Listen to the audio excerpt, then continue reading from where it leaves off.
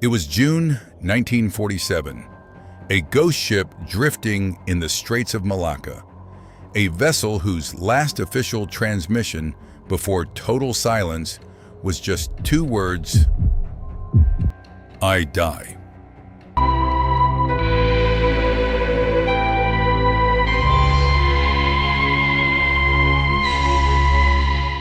June 1947.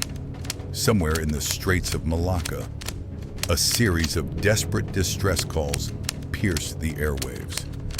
The message is simple and terrifying. The American merchant ship Silver Star changes course to investigate. They find a vessel perfectly intact, but silent. No smoke from the funnels, no movement on the decks.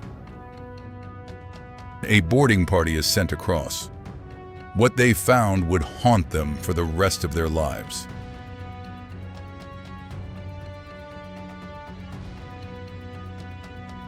The entire crew, dead. Not by violence, but by something that left them frozen in states of pure, unadulterated terror. In the radio room, the operator's hand still rested on the key. Even the ship's dog was found mid-snarl, teeth bared at an invisible enemy. There were no wounds, no signs of a struggle, only those wide staring eyes. Before the Silver Star could investigate further, smoke began billowing from the cargo holds. The boarding party fled just as the Ourang Medan exploded and sank, taking its secrets to the bottom of the sea. And the distress calls weren't just picked up by the Silver Star. Listening stations in Dutch coastal posts and even British monitors in Singapore heard the frantic tapping. All officers, including Captain Dead, lying in chart room and on bridge, followed by a final chilling string of dots and dashes. I die. If you look for the SS Ourang Medan in the 1947 Lloyd's shipping register, you will find nothing.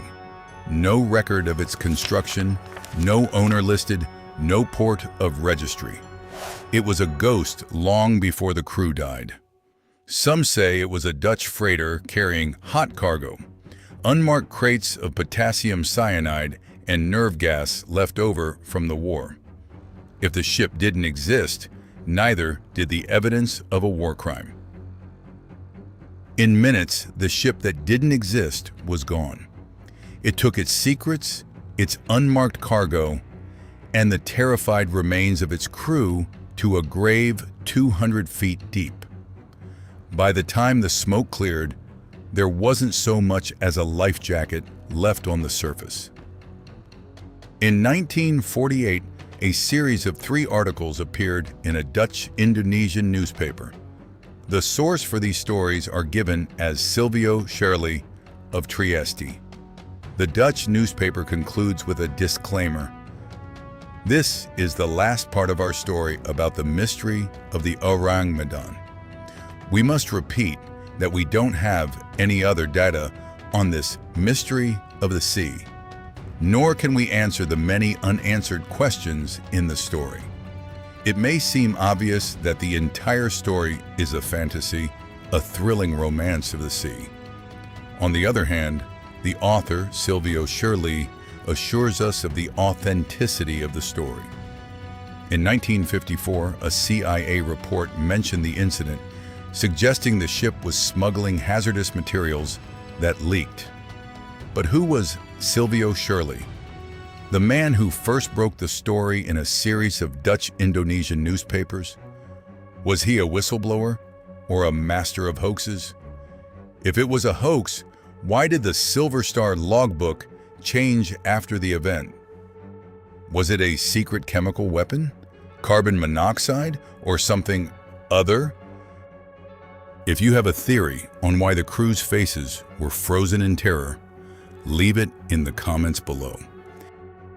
The fires eventually went out, the bubbles stopped rising, and the Silver Star sailed away, its crew sworn to a silence that many took to their graves.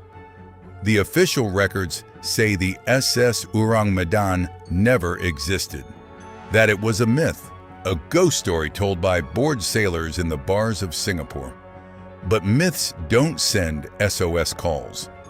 Myths don't leave a trail of bodies with faces frozen in a scream.